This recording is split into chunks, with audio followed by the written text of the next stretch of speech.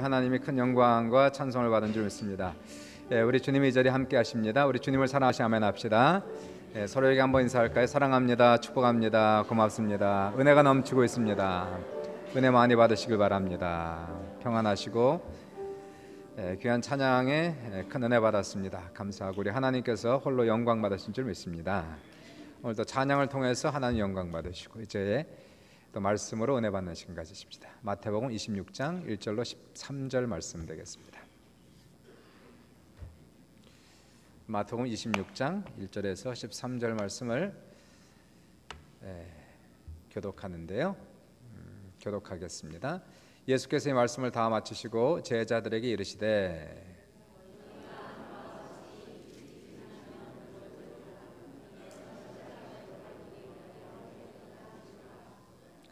그때 대제사장들과 백성의 장로들이 가야바라 하는 대제사장의 관정에 모여 말하기를 밀란이 날까 하노니 명절에는 하지 말자 하더라.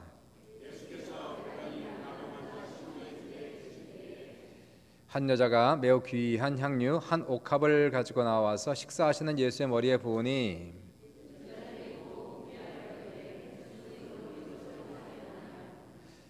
이것을 비싼 값에 팔아 가난한 자들에게 줄 수 있었겠도다 하거늘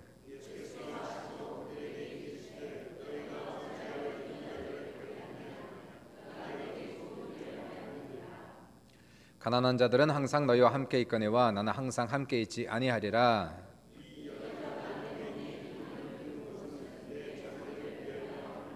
합독할게요. 내가 진실로 너희에게 이르노니 온 천하에 어디서든지 이 복음이 전파되는 곳에서는 이 여자가 행한 일도 말하여 그를 기억하리라 하시니라. 제목은 신앙의 회의감을 극복하라는 제목입니다. 사람이 열심히 살다 보면 종종 공허감 또 회의감이 찾아옵니다. 보통 이런 질문들을 하게 되죠. 이거 내가 왜 이런 짓을 하고 있나? 이거 다 쓸데없는 일 아닌가? 이러한 허무감, 공허함 찾아옵니다. 예를 들어서 결혼 생활 한번 보십시오. 남녀가 처음에는 만나서 좋다고 결혼을 하는데 한 1, 2년, 몇 년 지나면 1차 권태기를 맞이하죠. 살다 보니까 다 그저 그런 겁니다. 재미가 없는 거예요. 서로에 대한 매력 떨어집니다. 신선한 맛 떨어집니다.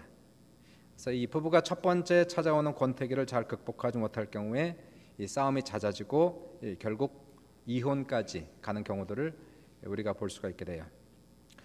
1차 권태기를 극복하면 이제 이 부부가 아이를 낳고 열심히 일하고 돈 벌고 또 열심히 살죠. 이때는 먹고 사는 게 바빠서 다른 생각할 겨를이 없습니다. 그러다가 중년기를 맞이하면 갱년기가 되고 또 회의감에 빠지는 거예요. 미래가 보이지 않죠. 건강은 점점 떨어지지요.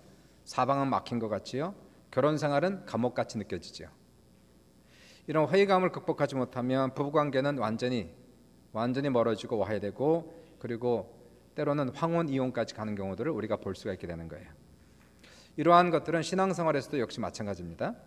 우리가 처음 신앙생활 할 때에는 은혜를 처음 받았을 때 정말 너무 신선했어요. 너무 신비로웠어요. 그래서 이러한 은혜를 따라서 교회에서 열심히 교회 생활도 하고 신앙생활도 하고 헌신을 합니다. 그러다가 한참을 가다가 피곤하고 지치면 회의감에 빠지죠. 하는 일들이 무의미해집니다. 실망이 찾아옵니다. 신앙생활이 무미건조합니다. 그래서 어느 날 모든 걸 다 내려놓고 싶고 교회도 나오기 싫어지는 거예요. 보통 우리가 시험 들었다 이렇게 얘기합니다. 조금 나아지는가 하면 또 신앙생활하다 고난이 닥치죠. 실망이 찾아오죠. 회의감이 또 듭니다. 내가 열심히 했는데 이게 뭐냐 하고 포기하고 싶어지는 그러한 경우들을 우리가 보게 됩니다. 왜 이런 회의감에 빠질까요? 오늘 본문을 통해서 한번 몇 가지를 살펴보도록 하고 회의감을 극복하는 그러한 방법을 찾아봅시다.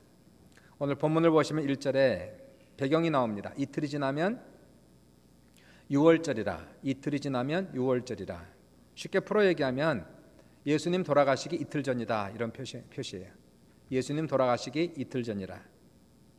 예수님께서 베다니에 있었습니다. 그때 베다니에 사는 나병 환자 시몬의 집에 초청을 받아서 이 잔치에 참여한 사건이 오늘 본문의 말씀이 돼요.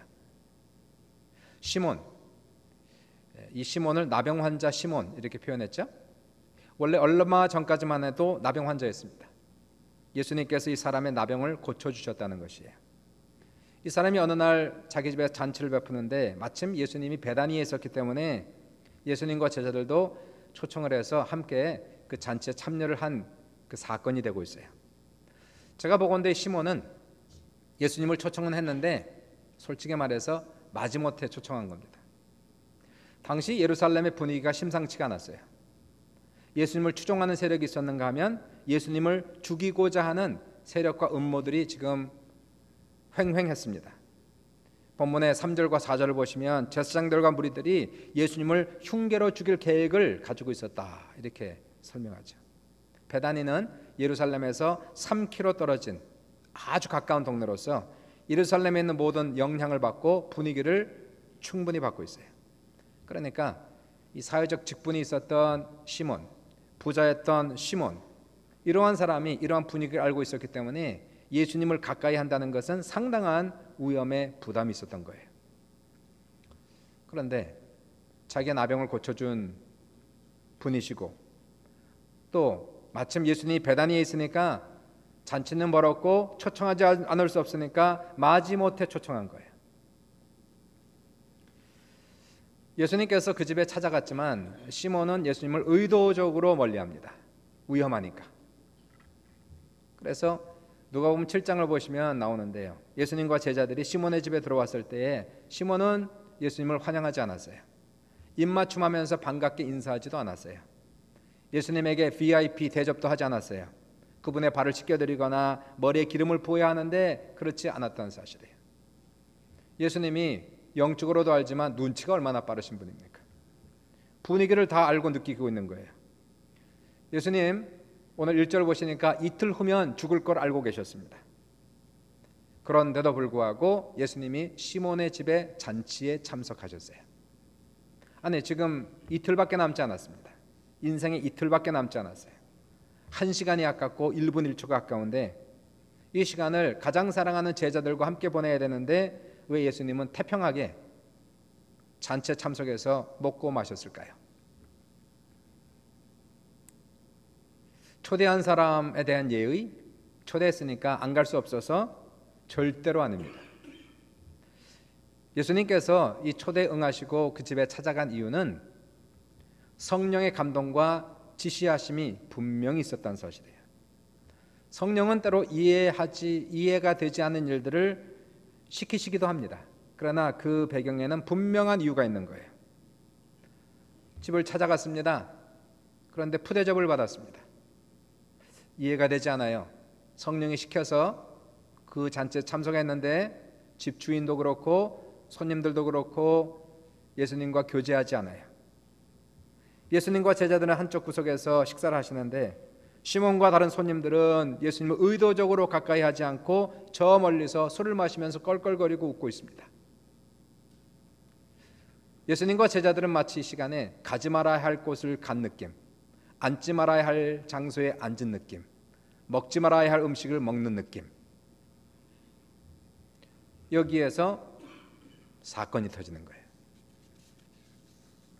한 여인이 본문에 보시니까 한 여인이 어디에선가 불쑥 튀어나와서 예수님이 앉은 곳으로 가는 거예요. 이 여인의 손을 보니까 엄청나게 비싼 옥합이 있습니다. 이 여인은 아무도 말리지 못하는 순식간의 사건 속에서 예수님께 나아가 옥합의 뚜껑을 열어 그 비싼 향유를 식사하고 계시는데 손님을 맞이할 때에 처음에 들어올 때 기름을 붓지 식사할 때 붓는 게 아닙니다. 식사하고 계시는데 그 머리에 향유를 몽땅 부어드리는 거예요. 기름은 조금만 묻히는 겁니다. 그냥 향수처럼 냄새 제거하는 차원에 있어서 조금만 묻혀도 되는데 이 여인은 한 방울도 남기지 아니하고 이 향유 옥합을 그 기름을 그 엄청나게 비싸고 많은 기름을 예수님 머리에 콸콸 부어드렸어요. 머리에서 흘러 옷깃까지 내려가고 온몸이 향유로 그득합니다. 사람들이 놀라고 제자들도 놀라고 그리고 여인을 꾸짖는데 성경은 제자라고 나와 있지만 다른 복음서를 보면 가룟유다라고 나와 있어요. 가룟유다가 수많은 사람 앞에서 이 여인을 나무라는 거예요. 웬 허비냐? 조금만 부어도 되는데 왜 다 부었느냐? 차라리 이것을 비싼 값에 팔아 가난한 사람들에게 주었으면 좋지 않겠느냐? 가룟 유다의 표현을 보십시오. 웬 허비냐? 웬 낭비냐? 웬 사치냐? 한 사람은 그렇게 보았고 이 여인은 낭비도 아니고 사치도 아니라 허비도 아니라 이렇게 생각했다는 거예요. 웬 차일까요? 우리의 신앙생활 하면서 가끔 빠져드는 회의감, 실망감, 좌절감은 어떻게 우리가 극복할 수가 있을까? 첫 번째, 내가 믿고 섬기는 분이 누구인지 확실하게 아셔야 됩니다. 가룟 유다는 왜 이 여인의 헌신을 허비라고 했을까요? 왜 이것이 낭비라, 사치라? 그 이유는 가룟 유다는 예수님이 누구인지 정확하게 알지 못했어요. 예수님을 알되 하나님의 아들로 한 것이 아니라 특별한 사람, 대단한 사람, 이스라엘이 기다리던 정치적 메시아, 그 정도였어요. 그러니까 아무리 특별한 사람이라 해도 그렇지, 아무리 대단한 사람이라 그래도 그렇지, 그 머리에 향유를 몽땅 붓는 것은 누가 보아도 허비요, 낭비요, 사치로밖에는 보이지 않는 것이에요. 맞는 말이죠? 지당한 얘기죠. 사람이라면 아무리 특별한 사람이라도 낭비죠, 사치죠. 저도 낭비하는 거 대단히 싫어하고 사치하는 거 대단히 싫어합니다. 사람이 분수대로 살아야죠. 분수껏 살아야지. 분수껏 행동하고 분수껏 살고, 없으면 없는 대로 살고 자기 모습대로 살아야죠. 없는데도 티내느라고 좋은 차 사야 되고 좋은 옷 입어야 되고 허영입니다. 정신 나간 사람들로 보여요.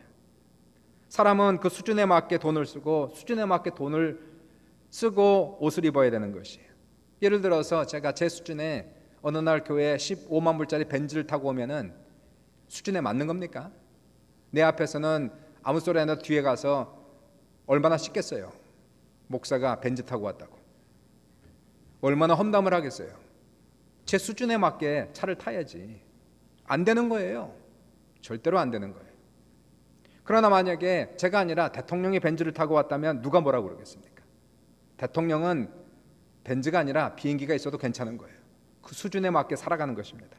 그러면 대통령이 아니라 로마의 황제였다면, 전 세계를 다스리는 로마의 황제에게 이 여인이 옥합에 있는 향유를 다 부었다면 그것을 누가 사치라고 얘기했으며 누가 허영이라고 얘기하겠어요?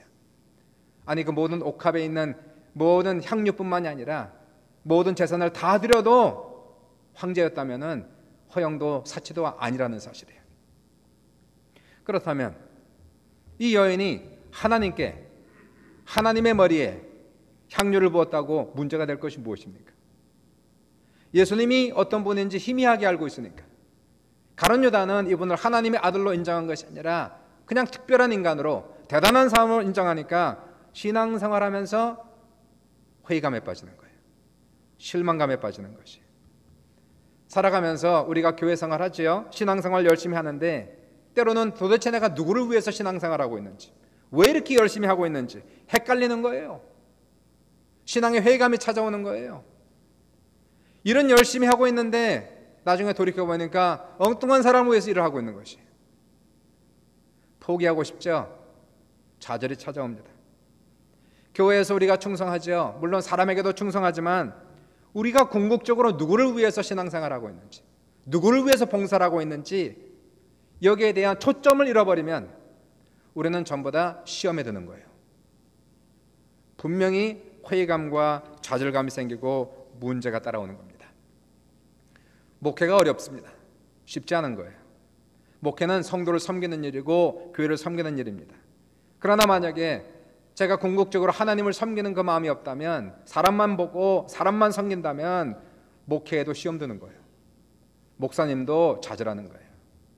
그러나 아무리 힘들고 어려워도 바로 교회의 머리 되신 예수 그리스도, 성도의 주의 되신 예수 그리스도만 바라본다면, 내가 그분을 위해 섬긴다는 것을 잃어버리지 않는다면, 그 초점을, 중심을, 뿌리를 잃어버리지 않는다면 아무리 힘들어도 아무리 어려워도 실망하지 않을 수 있고 회의감에 빠지지 않을 수 있는 것이에요. 성도들도 마찬가지 아닙니까? 교회를 섬길 때에 목사님을 섬긴다. 그러다가 목사님이 실수하고 죄 지으면 어떡할 것입니까? 제가 시험 들고 넘어지면 어떡할 것입니까? 물론 우리가 사람을 섬기고 사람을 사랑하지만 궁극적으로 우리의 믿음의 대상이요, 우리의 섬김의 대상이 예수 그리스도이심을, 그분이 하나님이심을 알기 전에는, 믿기 전에는, 확신하기 전에는 우리는 항상 위험이 도사리고 있는 것이에요. 내가 누군지 믿고 있으면, 내가 믿는 분이 누군지 알고 있으면, 내가 섬기는 분이 과연 하나님이심을 분명히 알고 있으면 우리는 시시한 회의감에 시달리지 않습니다. 거기에 휘둘리지 않는다는 사실이에요.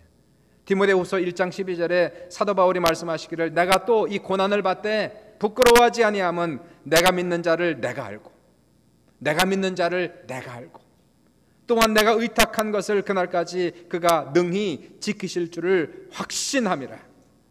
내가 믿는 분이 누구인지를 내가 알면 고난을 받아도 감내할 수 있는 거예요. 목숨을 내놔도 아깝지 않을 수가 있는 것이에요. 그러므로 우리에게 정말 필요한 것이 있다면 회의감에 들지 아니하고 실망과 좌절에 빠지지 않기 위해서는 하나님께서 성령을 통하여 우리의 마음을 밝히사 하나님의 위대하심을 봐야 되는 것이에요. 우리가 믿는 그 하나님의 창조주 하나님, 우리를 위해 십자가에 돌아가신 예수 그리스도를 우리가 확실하게 믿으면 힘들어도 어려워도 우리는 좌절하지 않습니다. 회의감에 빠지지 않습니다. 끝까지 우리의 믿음을 지키고 달려갈 수 있는 귀한 은혜가 우리 모두에게 넘칠 수 있기를 주님의 이름으로 축복합니다. 두 번째로, 예수님에 대한 사랑이 넘쳐야 됩니다. 예수님에 대한 사랑이 넘쳐야 됩니다. 여러분, 사랑하면 아무것도 아깝지가 않은 거예요. 요즘엔 개를 사랑하는 사람이 많습니다. 사람보다 개가 더 사랑스러워요. 개를 사랑하면 개에게, 동물에게 많은 돈을 써도 아깝지가 않은 거예요. 요즘에는 개도 생일잔치 해주는 거예요. 다른 개들 불러서 꽃갈모자 씌우고 해피 버스데이 해주고, 우리는 웃지만 그 사람들한테 심각한 겁니다. 개도 시험 들면 안 되고 기가 죽으면 안 되는 거예요. 개도 호텔이 있어요.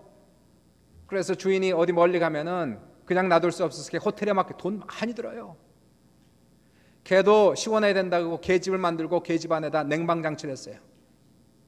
미쳐도 보통 미친 게 아니에요. 우리에게는 미쳐 보이는 거예요. 여기 개를 사랑하는 사람에게는 결코 미친 짓이라고 생각하지 않습니다. 사랑하면 아까운 게 없는 거예요. 사랑하는 대상을 위해서 할 수 있는 거예요. 결코 그분들은 그것을 미쳤다고 생각하지 않습니다. 사랑하는 자에게는 아무리 부어도 아깝지가 않은 거예요. 자식을 사랑하는 부모를 보면 미쳤습니다. 애들 그렇게 사랑한다고 잘 키웠다고 애들이 부모에게 효도하는 거 아니에요. 애들은 키우면 끝입니다. 요즘 그런 말이 있어요. 의사의 부모가 되지 말고 의사와 결혼해라 그래요. 의사의 부모는 가난합니다. 의사의 부모는 뼈 빠지게 고생하는 거예요. 아들 하나 딸 하나 의사 만들기 위해서 대학을 보내고 40만 불 50만 불 들여서 뼈 빠지게 고생을 해요. 애들이 의사가 된다고 이자를 갚을 것 같습니까? 원금을 갚을 것 같습니까? 그래서 의사의 부모는 항상 가난한 거예요. 죽을 때까지 가난한 거예요. 공부시키다가. 근데 의사의 배우자가 되면 호박이 넝쿨째 들어오는 거예요. 고생 한 번도 하지 않고 평생을 호갱하면서 쉽게 살아갑니다. 그래서 의사의 부모가 되지 말고 의사하고 결혼해라 그러는 거예요. 그걸 알면서도 부모는 자식에게 정성을 들이고 다 퍼줘요. 미친 짓이에요. 왜 그럴까요? 사랑하니까, 내 자식이니까 아깝지가 않은 거예요. 설사 그래도 나중에 돌아오지 않아도 자식을 위해서라면 할 수 있단 말이에요. 사랑하면 아깝지가 않은 거예요. 요한일서 3장 1절에 보라, 아버지께서 어떠한 사랑을 우리에게 베푸사 하나님의 자녀라 일컬음을 받게 하셨는가. 여기에 나는 베풀다, 하나님이 어떠한 사랑을 우리에게 베풀다라는 단어가 영어로는 lavish, lavish라는 단어를 영한사전을 찾아보시면 아끼지 않는다, 낭비한다, 사치한다는 거예요. 하나님이 사치스럽게 우리에게 베푸셨다는 거예요. 낭비했단 말이에요. 하나님의 사랑을, 인간을 사랑하셔서 그 아들 독생자를 주시고 그의 자녀를 삼으신 것은 말도 안 되는 사랑, 어떻게 그럴 수가 있느냐는 얘기예요. 낭비한 사랑, 사치스러운 사랑, 그런데도 아깝지 않은 사랑, 이게 하나님의 사랑이란 말이에요. 그렇게 사랑하고 자식을, 아들을 주셨는데 그리고 나서 또 주고 또 퍼주고 싶은 사랑, 하나님의 사랑. 우리가 죄인인데도 사랑하시고, 우리가 넘어졌는데도 사랑하시고, 우리를 하나님의 자녀 삼은 하나님의 사랑. 하나님이 우리를 그렇게 사랑하시는데 이제 거꾸로 우리는 하나님을 얼마나 사랑하나요? 혹시라도 지금까지 신앙생활 열심히 하면서 헌금한 것이 아까워요? 봉사한 것이 억울해요? 이런 회의감이 듭니까? 시험에 빠집니까?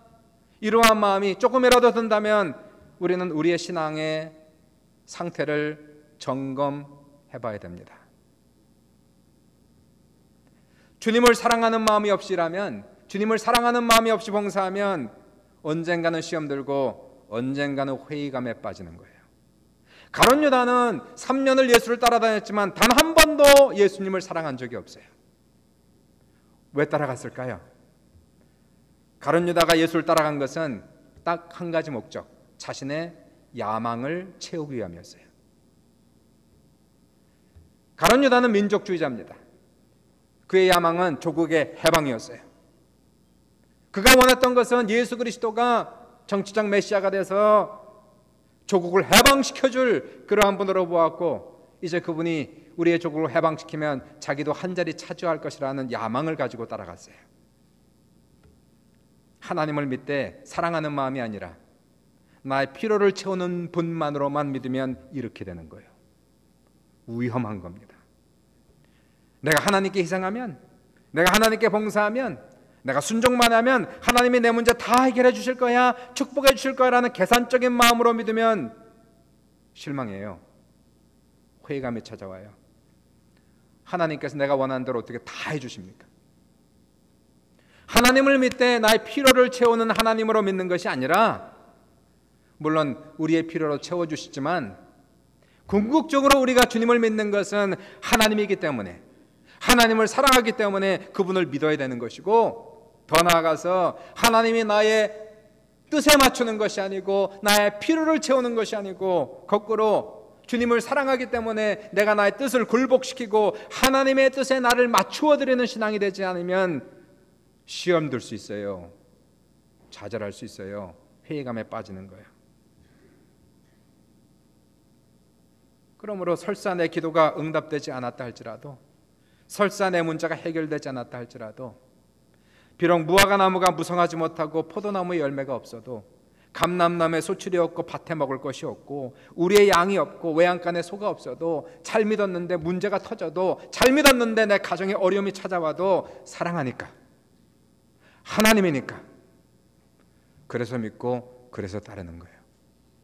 사람이 알아주지 않아도, 나의 수고가 열매를 맺지 못해도 사랑하니까 후회가 없는 거예요. 아깝지가 않은 거예요. 이 여인의 헌신이 그런 거예요. 주님을 사랑하니까 다 드려도 아깝지가 않은 거예요. 욕을 먹어도 아깝지가 않은 거예요. 물론 이 여인이 이러한 헌신이 있기까지 하루아침에 된 것은 아닙니다. 주님이 올 때마다 늘 예수님의 발 밑에 앉아서 주님의 말씀을 경청하고 들었던 그러한 세월들이 있었어요. 늘 주님의 얼굴을 바라보며, 믿음의 주 온전케 하는 주님의 얼굴을 바라보며 그분의 말씀을 들었고 그분의 인격에 감동을 받았던 세월들이 있었어요. 주님에 대한 사랑이 여인의 마음속에 서서히 뜨겁게 차오르기 시작했고, 터질 것 같은 그러한 사랑의 마음 때문에 결국 이 여인은 오늘 본문에서 이 일을 저지르는 거예요. 사랑은 그런 겁니다. 세 번째로, 받은 은혜에 대한 감사가 있어야 합니다. 받은 은혜에 대한 감사가 있어야 됩니다. 가룟 유다는 왜 허비라고 생각했을까요? 반면에 이 여인은 전혀 아깝지 않다고 생각했을까요? 무슨 차이일까요? 감사의 차이입니다. 가룟 유다도 그렇고 이 여인도 그렇고 예수님을 통해서 은혜를 받았고 복을 많이 받았어요. 이 여인은 특별히 예수님께서 자신의 오빠 나사로를 죽은 자 가운데서 살려주셨으니까, 내 사랑하는 오빠를 죽었는데 살려주셨으니까 뭐가 아깝겠어요. 내 오빠를 살려주시고 내 자식을 살려주시고 나를 살려주셨다면 그깟 옥합 향유 하나 못 드리겠어요? 그게 아니라 다 드려도 아깝지가 않은데 가룟 유다는 그럼 어떻습니까? 가룟 유다는 이 여인보다 더 큰 은혜를 받았습니다. 더 큰 복을 받았습니다. 유다는 그 많고 많은 사람들 중에서 뽑히고 또 뽑힌 사람 중에서 또 뽑혀서 12명의 사도 중에 한 사람이 된 거예요. 이 사람은 예수님의 신뢰를 받고 제자들의 신뢰를 받아서 돈꾀를 맡은 사람이에요. 이 사람은 예수님의 제자가 되면서 엄청난 신분의 상승이 된 거였어요. 예수를 믿기 전에, 따라가기 전에는 아무런 의미가 없이 그냥 먹고 살았어요. 평범하게 살았어요. 방황하며 살았어요.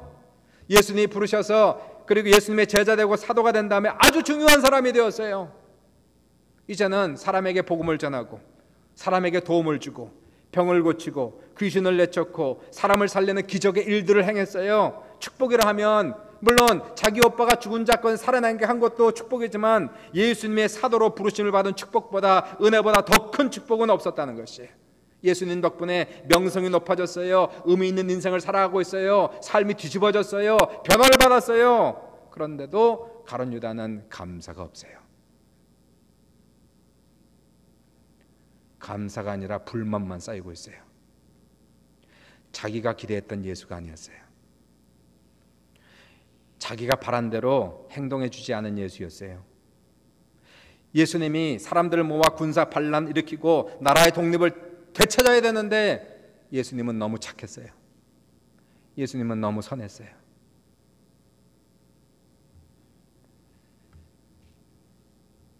그러니까 주님께 드리는 것들이 허사요, 허비요, 허무요, 이러한 탄식이 넘치는 거예요. 우리가 받은 은혜를 생각하면, 은혜를 깨달으면 감사가 넘치는 겁니다. 그런데 다 받았는데, 다 주셨는데 그저 아직 받지 못한 거, 아직 없는 거 몇 퍼센트 때문에 그거 생각하니까 감사가 떨어져요. 세상에서 먹고 사는 일에만 급급하니까 감사가 식어져요. 주님이 이미 주신 것이 얼마나 많은데 사람들은 받은 은혜에 너무 쉽게 잊어버려서 영적 치매를 앓고 있어요. 얼마나 빨리 잊어먹는지. 시편 103편의 시편 기자가 노래하기를 내 영혼아 여호와를 성축하며 그의 모든 은택을 잊지 말지어다. 그가 내 모든 죄악을 사하시고 내 모든 병을 고치시며 내 생명을 파멸해서 속량하시고 인자와 긍휼로 관을 씌우시며 좋은 것으로 내 소원을 만족하게 하사 내 청춘을 독수리같이 새롭게 하시는도다. 우리가 받은 은혜를 생각해 보란 말이에요. 우리는 큰 죄에 대한 죽을 수밖에 없는, 그래서 지옥에 들어가야 되는 무시무시한 죄를 범했는데 예수님이 십자가에 죽으심으로 말미암아 그 은혜를 인하여 우리가 죄사함 받았어요. 우리의 죄가 주홍같이 붉을지라도 70번에 7번이라도 죄를 짓고 오늘도 또 죄를 범했다 할지라도 주님의 사랑과 은혜로 나의 죄를 용서하시고 깨끗하게 하신 은혜를 생각해 보란 말이에요. 더 나아가서 우리는 죽어도 우리의 영혼은 천국 가는 믿음이 있고 확신이 있지 않습니까? 이것보다 더 큰 은혜가 어디 있으며 더 큰 축복이 어디 있습니까? 힘들고 어려워도 나 구원받았어. 아무리 세상에서 여러 가지 어려움을 당했다 할지라도 나는 죽으면 천국 간다는 이 놀라운 소망과 확신, 죽음 앞에서도 죽음을 두려워하지 않을 수 있는 이 놀라운 선물, 이런 거 있으면 힘들고 어려워도 고난이 찾아와도 회의감이 들어올 구멍이 없어요. 내 영혼이 은총 입어 중한 죄짐 벗고 보니 슬픔 많은 이 세상도 천국으로 화하도다. 할렐루야 찬양하세 내 모든 죄 사함 받고 주 예수와 동행하니 그 어디나 하늘나라. 이러한 고백이, 이러한 감사와 찬양이 넘치시기를 주님의 이름으로 축복합니다. 마지막 네 번째로 성령의 감동을 받아야 합니다. 성령의 감동을 받아야 됩니다. 예수님이 시몬의 집에 참석한 것은 예의 때문이 아니었어요. 배가 고파 참석한 것이 아니었어요. 이건 100% 성령의 감동과 지시가 있어서 참석했어요. 시기적으로 지금 1분 1초가 아까울 때입니다. 분위기상으로 이 잔치에 참석할 때가 아니었지만 성령이 시키셨어요. 그래서 참석을 했어요. 참석을 했는데도 예수님은 푸대접 받았어요. 주인이 나와서 인사도 하지 않았어요. 물도 떠다 주지 않았어요. 기름을 머리에 붓지도 않았어요. 이 사건을 한 여인이 보았어요. 예수님을 무시하는 무리들을 볼 때 너무 화가 났어요. 내가 사랑하는 예수님을 무시하는 무리들을 향한 분노, 주님을 향한 연민, 사랑, 그때의 성령의 감동이 강하게 찾아옵니다. 그렇게 속상하냐? 그렇게 화가 나냐? 그러면 너희 집에 있는 옥합 향유를 예수의 머리에 부어라. 이런 감동이 왔을 때에 저는 급히 즉각적으로 순종하지 않았을 거라고 생각해요. 깜짝 놀랐을 겁니다. 그렇게 행동하는 것은 누가 보아도 이상한 짓이었어요. 문화적으로도 전통적으로도 상식적으로도 맞지 않는 일을 지금 성령이 시키는 거였어요. 사람들의 이목을 생각한다면 이 여인은 절대로 그렇게 하고 싶지 않았을 거예요. 얼마나 망설였을까 그 순간에. 성령의 감동이 찾아왔을 때에. 그러나 상식적으로 맞지 않는 일이었을 때에, 전통이나 문화에 어긋날 것이고 분명히 그렇게 하면 수많은 비난의 화살을 받을 것이고 예수님도 힘이 들고 나도 힘이 들 텐데 도저히 못할 것 같아서 아니라고 얘기하면 할수록 마음에는 끊임없는 감동이 밀려오는 거예요. 성령께서 너희 집에 있는 옥합 향유를 그의 머리에 부어라. 그의 머리에 부어라. 성령의 감동을 받는 사람은 끝내는 순종할 수밖에 없어요. 너무 강해요. 이 여인은 급히 집에 들어가서 아마도 자기의 결혼을 위해서 꽁꽁 숨겨두었던 옥합을 가지고 뚜껑을 열어 주님의 머리에 몇 방울이 아니라 한 방울도 남기지 아니하고 다 부어드려요. 성령의 감동이었어요. 주님도 성령의 감동을 따라 그 집에 찾아갔고 이 여인도 성령의 감동을 따라 기름을 부어드려요. 이것이 성령의 감동인지 어떻게 합니까? 12절 보시니까 예수님께서 여인의 행동을 설명하시기를 이 여자가 내 몸에 향유를 부은 것은 내 장례를 위하여 함이니라 라고 말씀하면서 이 사건은 일반적 사건이 아니라 예언적 사건이었으며 성령의 지시에 따른 사건임을 분명히 상기시켜 주십니다. 가룟 유다요, 평생 살아가면서 성령의 감동이라는 건 뭔지도 모르는 사람이에요. 사랑하지 않으니까 무슨 감동이 있겠어요? 한 번도 주님을 사랑하지 않은 사람이 어찌 성령의 감동을 받겠습니까? 신앙생활을 하면서 성령의 감동이 없으면 주님을 사랑하지 않으면 무미건조해지고 무의미해지고, 신앙생활, 교회생활이 규례를 따라 행동하고 전통을 따라 행동하고 억지로 하고 남들이 하니까 하면 이 신앙은 오래가지 못하는 거예요. 물론 교회나 사회에는 규칙이 있고 전통이 있죠. 물론 교회는 분위기가 있으니까 분위기를 따라서 가는 거예요. 성례식이 있고 교회 정치가 있으니까 사람들은 이러한 교회 방침과 분위기를 맞추어서 같은 마음 같은 뜻으로 가야 되지만, 그러나 우리의 신앙생활이 그게 전부라면, 성령의 감동할 여지가 전혀 없다면 이 사람은 성령의 사람이 아닙니다. 이 사람은 영적 사람이 아닌 것이에요. 사람이 만들어 놓은 규칙과 규례가 있어서, 문화가 있어서, 정치가 있어서, 분위기가 있어서 따라가지만 성령의 사람은 항상 성령에 열려 있고 성령의 감동할 여지를 그 영혼에 남겨두고 신앙생활하고 있는 거예요. 성령이 오시면 어느 순간에 성령의 감동하시면 그분이 내 마음을 만지시고 내 마음을 움직이시는 거예요. 그분의 성령이 오시면은 웃게 하시고 울게 하시고 성령이 내 안에 말씀을 주시고 감동을 주시고 소원을 주세요.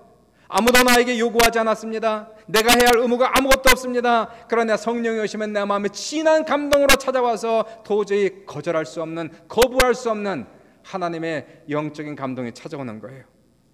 성령의 감동이 올 때 누군가를 위해서 기도할 수밖에 없고, 성령의 감동이 올 때에 누군가를 신방할 수밖에 없고, 성령의 감동이 올 때에 누군가를 위해서 물질로 도울 수밖에 없고, 성령의 감동이 올 때에 힘에 지나도록 헌금을 할 수밖에 없게 하시고, 성령의 감동이 올 때에 누가 시키지 않아도 봉사할 수밖에 없고, 성령의 감동이 올 때에 헌신하고 선교까지 갈 수 있는 그러한 모습들이 진짜 신앙생활이라는 거예요. 성령의 감동을 받는 사람은 회의감, 절망감 없어요. 무미건조하고 무감각한 신앙에 활력이 넘치고 재미가 있는 신앙이 성령의 감동을 받는 신앙입니다. 우리는 때때로 신앙생활을 열심히, 교회생활을 열심히 해요. 그러다가 많은 사람들이 시험에 빠지고 회의감에 빠지고 절망에 빠집니다. 왜 그럴까요?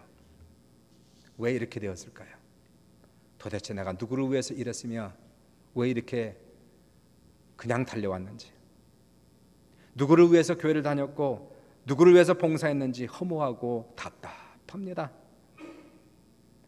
그 이유는 내가 믿는 하나님이 누군지를 모르는 거예요. 내가 섬기는 예수가 누군지를 아직도 희미하게 하는 거예요. 그러나 내가 믿고 섬기는 분이 하늘과 땅을 창조하신 하나님이시며 십자가에 죽으신 하나님의 아들이심을 안다면 결코 신앙생활이 허무할 수가 없어요. 좌절할 수 없어요. 더 나아가 주님을 사랑하고 그 은혜를 깨달으면 영적 구렁텅이에 빠지지 않습니다. 십자가의 구원의 은혜와 영생의 축복을 올바로 깨닫는다면 옥합 향료를 다 부어도, 나의 모든 것을 다 드려도, 그런데도 불구하고 돌아오는 것이 사람들의 비난일지라도 영원히 그 사랑은 변함이 없는 거예요.